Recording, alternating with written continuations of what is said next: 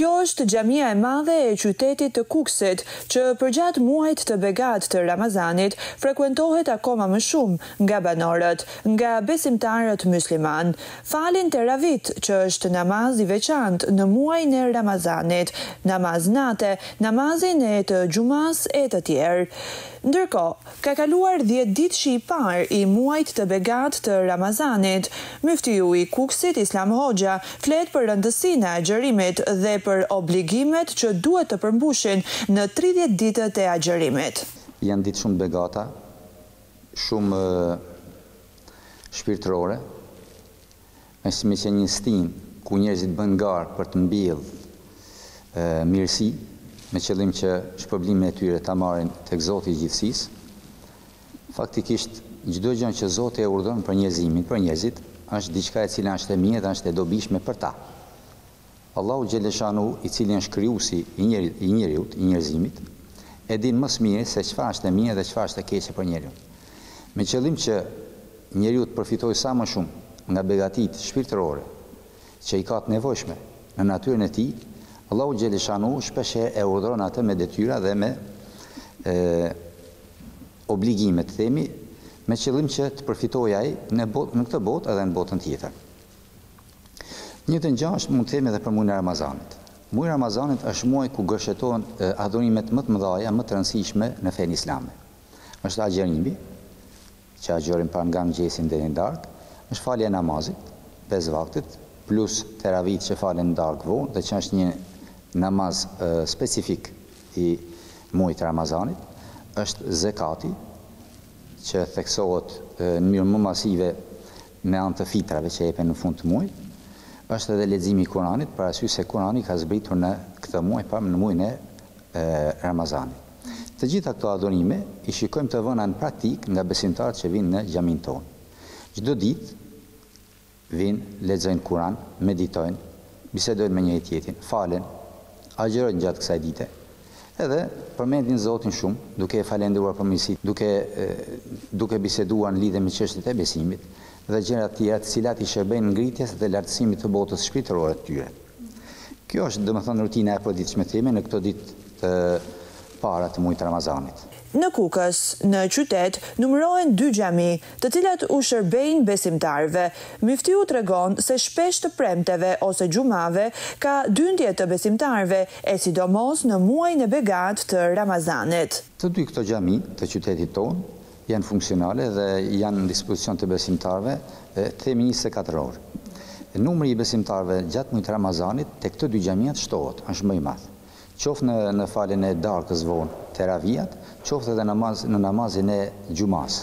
Për shembull, xumaja që kaloi, domethënë mezi i mori xhamia e madhe besimtarët, pra ka një dyndje masive themi, sidomos në muajin e Ramazanit dhe sidomos ditave të xumaja.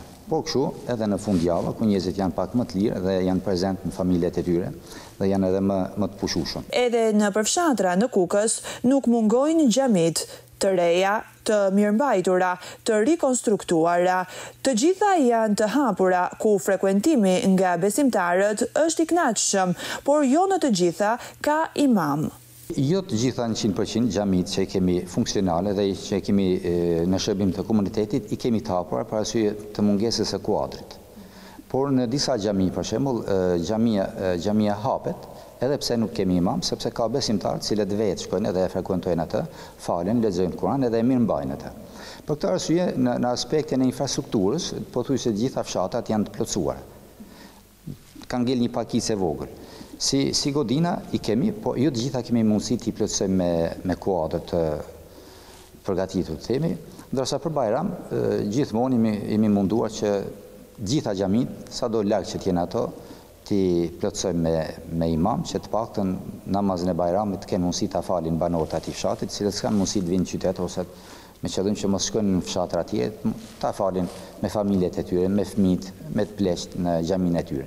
Viteve të fundit, në Kukës dëshira për të agjëruar muajin e begat të Ramazanit ka ardhur duke u shtuar, e sidomos te të rinjt. Qytetin tonë, në zonën tonë, në përgjithësi, agjërimi ka ardhur çdo vit më shumë të kushtuar numri i tyre. Ndërsa ato të cilët janë prezent në xhamin tonë, shumica janë të ri, mosha të reja. Kjo është shenjë shumë e mirë dhe është diçka për t'u vlerësuar, për t'u admiruar, sepse kjo tregon që rinia po kupton realisht rëndësinë që ka feja në jetën e njeriut, në botën shpirtërore të tij, në lumturinë e tij, sepse feja synon që njeriu të jetë i lumtur në këtë botë edhe në botën tjetër. Brenda kritereve dhe ligjeve të cilat janë legjitime, të lejushme, që ai të kalojë një jetë të këndshme dhe të lumtur. Sigurisht që pastaj edhe shpërblimi i kësaj është tek Zoti i gjithësisë, i cili ju ka premtuar shpërblime të mëdha atyre të cilët e ndjekin rrugën e tij dhe e synojnë kënaqësinë e Zotit në dunjë. Inshallah Zoti na jep gjithëve këtë kënaqësi dhe lumturi edhe në xhenet. Nata e Kadrit kërkohet në netët teke të muajit të begat të Ramazanit, zakonisht në 10 ditëshin e fundit.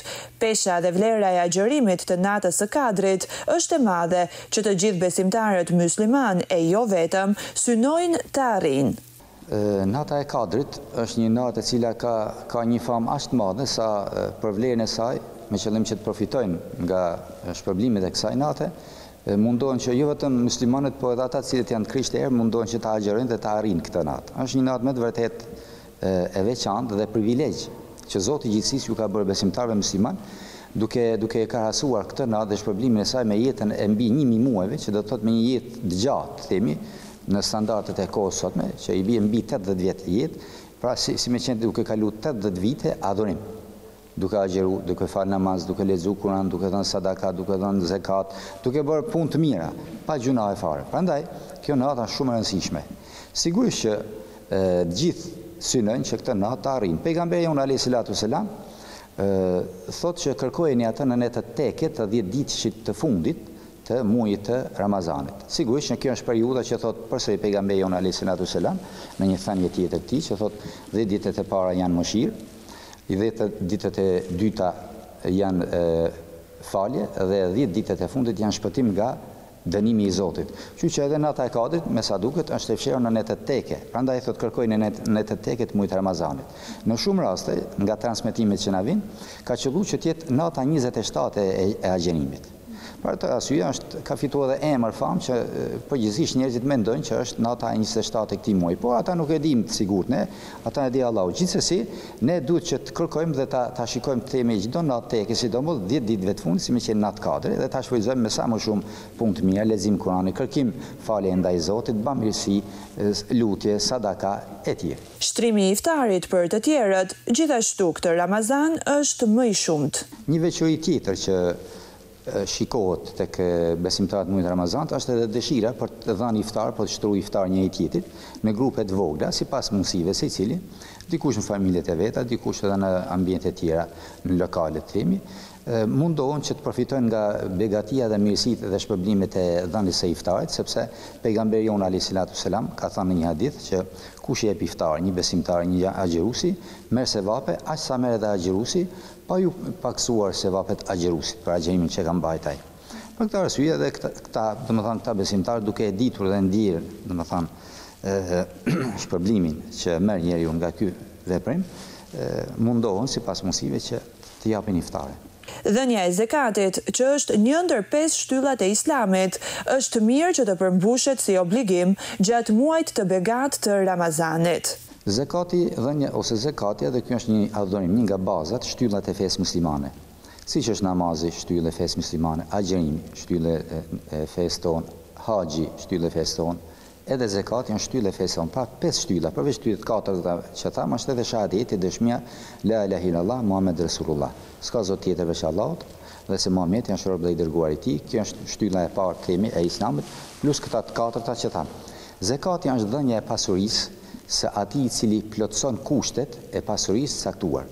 Për shembull, një person i cili ka pasuri gjendje, të themi në vlerë ari 83 gram e më shumë, dhe e ka këtë pasuri stok të themi, dhe e ka me veçori shtuese, duhet që nëse ka qëndruar kjo pasuri dhe e ka në dorë të paktën për një vitje më shumë, duhet t'i japë një 40 e saj. Pra pjeston për 40, shuma që ngelet, jepet për familjet në nevojë, për ata të cilët kanë nevoja ose mungesa financiare ekonomike. Kjo sasi mund të jepet ose vetëm një familje, ose mund t'jepet edhe disa familjeve, varet si e ka dëshirë ai. Mirë është që t'jepet mujt Ramazanit. Parasysh se si që kemi thënë, mujt Ramazanit shpërblimet janë më të shumta se sa në mujt e tjerë. Qofse për shembull për një sevap, për një punë të mirë njëri merr 10 sevape, mujt Ramazanit shkon 700 sevape deri me 30.000 sevape, sidomos natën e katërt. Pra është një periudhë kohore ku Ramazani i ngjan një natë e katërt brenda vitit. Prandaj kushdo që është besimtar mundohet që ta shfrytëzojë dhe ta arrijë begatinë dhe mirësinë e këtij muaji të bekuar. Për këtë arsye, është mirë që zekatin atyre që u takon për ta dhënë, ta japin brenda muajit Ramazanit, nëse është mundësia, sepse sevapi dhe shpërblimi është edhe më i madh. Njëkohësisht, dhënia e zekatit është obligim. Mosdhënia e tij është përgjegjësi. Në muajin e begant të Ramazanit, përveç rëndësisë së agjërimit, duhen dhënë edhe fitrat, si për ata që agjërojnë apo edhe për ata që nuk agjërojnë. Muftiu Islam Hoxha tregon se sa dhe kur duhet të jepen. Dhënia e fitrave është një lloj sadakaje që jepet brenda muajit Ramazanit deri para se të falet namazi i Fitr Bajramit. Çdo kryefamiljar duhet japë një sasi të caktuar lekësh për të gjithë anëtarët e familjes vet, duke filluar që nga foshnjat deri tek pleqët e vjetër. Pra nëse një familje ka, themi, 7 veta, shumëzohen për 4.000 lekë minimalja, 4.000 lekë të vjetra, i bie 28.000 lekë të vjetra me dhënë. Nëse jep më shumë është edhe më mirë, sepse ajo sadaka është. Sidomos në muajin e Ramazanit, ndoshta i bie natë katit, ndoshta i bie domethënë një natë e cila është shumë e rëndësishme dhe shpërblimi është shumë i madh. Për këtë arsye, dhënia e fitrave është obligim për çdo kryefamiljar, për anëtarët e familjes vet, përfshi edhe vetveten, nëse ai plotson kushtet normale të jetës tij. Pra nuk është kusht që të ketë pasuri siç kishte kushte për zekatin, por mjafton që të ketë pasuri normale për të bërë një jetë të thjeshtë. Kjo është obligim dhe duhet jepet familjeve në nevojë, mund të jenë farefisit, mund të jenë koishit, mund të jenë njerëz që i njohin ata. Rëndësishme është që t'u jepet atyre diçka me qëllim që nëpërmjet kësaj ata edhe të shlyjnë një pjesë të mangësive që kanë bërë në muajin e Ramazanit, sepse është shlyerje e gabimeve, ose t'i japet themi për të kryer një obligim fetar i cili e lehtëson atë, do të themi në aspektin shpirtëror. Nuk është kusht që ai person i cili i jep ato të ketë agjëru.